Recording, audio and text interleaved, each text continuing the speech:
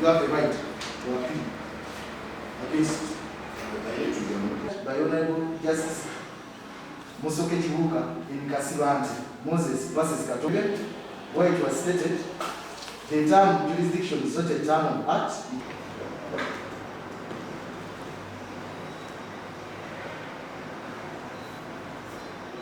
Rights Enforcement Act. Upon addressing myself on the law cited by the primary prosecutor action, it confers upon the court the power to decide any matter in controversy.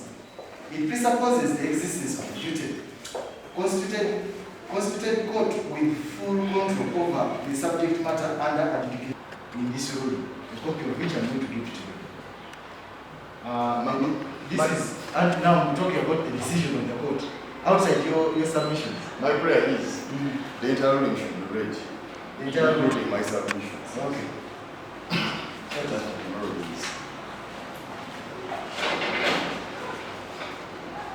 You, Mr. Mare H. Magirizi, who in this ruling is referred to as the primary prosecutor, filed this complaint on oath against the accused persons seeking for criminal summons from this court to enable the accused persons face the charge of derogation of inalienable rights and freedom guaranteed under the Constitution. Contrary to sections 11.1 and I think 11.1, I think 2.6 of the Human Rights Enforcement Act. 11.1, which say that the High Court shall serve the power of supervision over magistrate courts. So I'm proceeding under that section as opposed to an appeal. To put my things on record, so that in the end the file is forwarded to High Court to enable it to exercise his powers, his supervision powers over this court. My reading of the section means that everything must be there, then the file goes there, then the judge looks at it. So I need to lay the points which a High Court judge will look at. Your Worship, the first point, why I need High Court to supervise you in respect of this matter is the derogation of my own fundamental right to fair hearing. Yes. The High Court can see it. Oh, maybe the decision. And say, I've read everything on record. Okay. This is my. I understand. Yes, this is. Must be given the meaning intended. Intended. I stopped you from there. So yes, intended by the framers.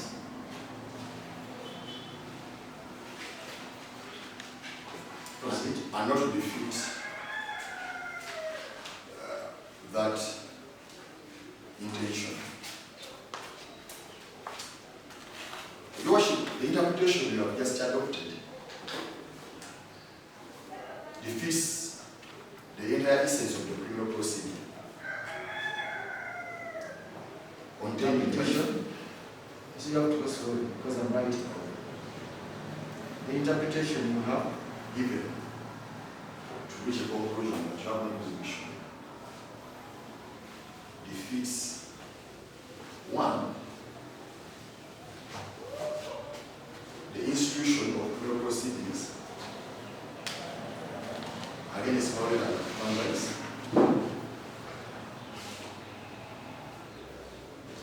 which are non-liable. institution of criminal proceedings against Violators of non-liable rights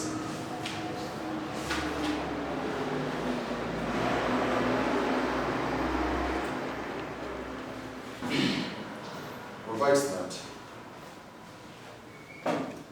the jurisdiction of the magistrate's court shall subject to this act and any other written law be exercised in conformity with the law with which the High Court is required to conform. The jurisdiction of the Magistrates Court shall subject to this act and any other written law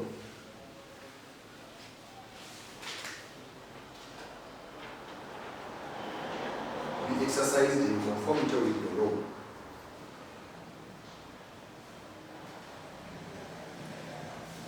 with which the High Court is required to conform.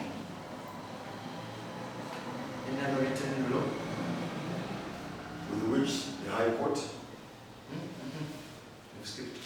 Any other written law from there? let's go over it.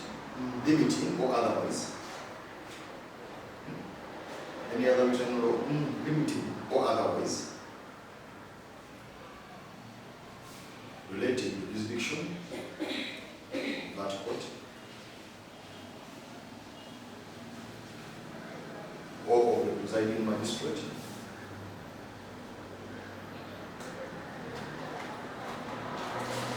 Written to jurisdiction of that court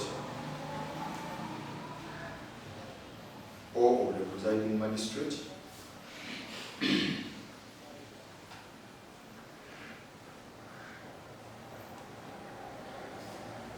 be exercised in conformity with the law.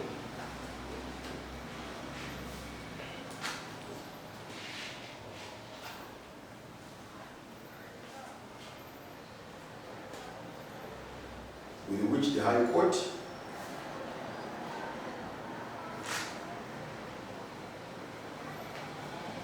is required to conformity with the law. yes, with which the High Court is required to conform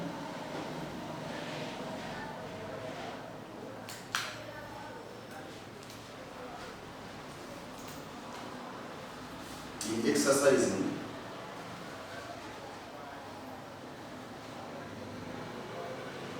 its jurisdiction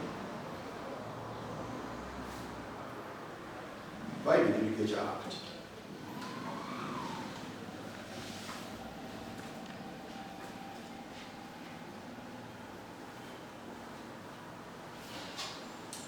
Yes. Your Worship, under that section, my application is that now having had me on jurisdiction,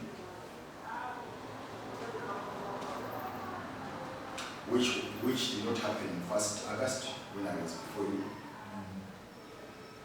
This section gives you powers to correct your decision. Above section. Yes. Gives you powers to correct that decision.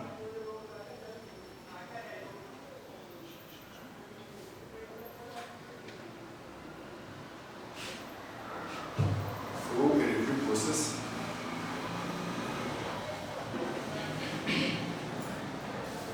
on ground of a mistake or error of law.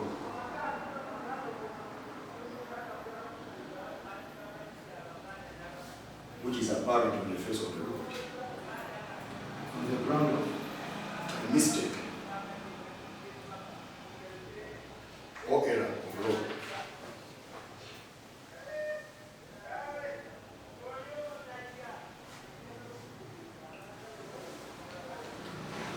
Apparent on the face of the law.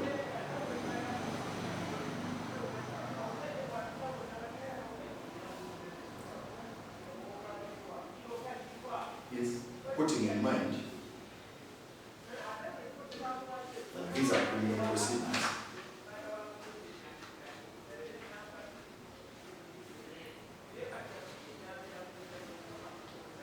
which are public in nature.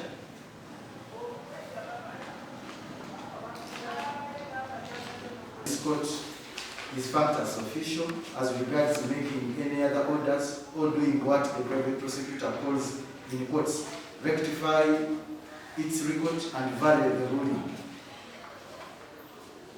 Since this court has determined that it lacks jurisdiction to handle this matter, let alone issue criminal summons against the accused persons, since this court has determined that it lacks jurisdiction to handle this matter, let alone issue criminal summons against the accused persons. As already communicated to the private prosecutor, he has a right to appeal against the ruling of this court, or, as adopted by him, he has a right to apply to the High Court for revision of this court's decision. That is my decision. All right. I pray that the proceedings be typed and certified. That one. And Article 28(5) of the Constitution, applying for criminal summons against the accused persons, so that any further step, stroke proceeding or decision is done in their presence. He relied on the decision of Justice Lamek Mukasa in the case of Basadiwala versus Kakani Bernard, High Court Criminal Revision number 2 of 2013. The prosecutor further emphasized that the presence of the accused persons in court doesn't mean that they will take plea, but that for any step to be taken in their favor or against them, they need to be present in court in fulfillment of their duty to ensure that the due process of the law, which is the engine of fair trial, is done.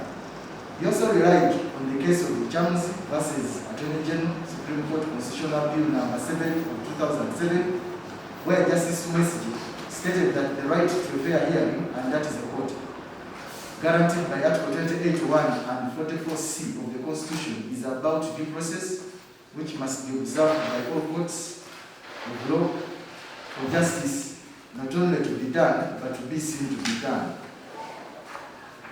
He concluded by praying that the summons be issued so that the matter proceeds inter partes. This is the decision of the court. From the pleadings before me and the oral submissions,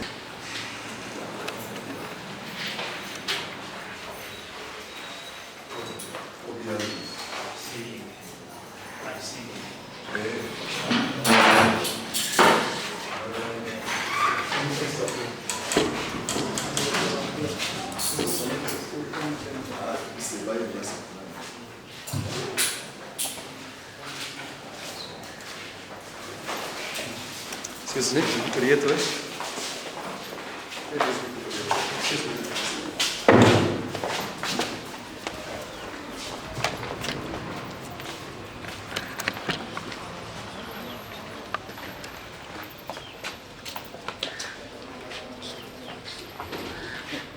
Manera como que era aquello, es que era muy fuerte.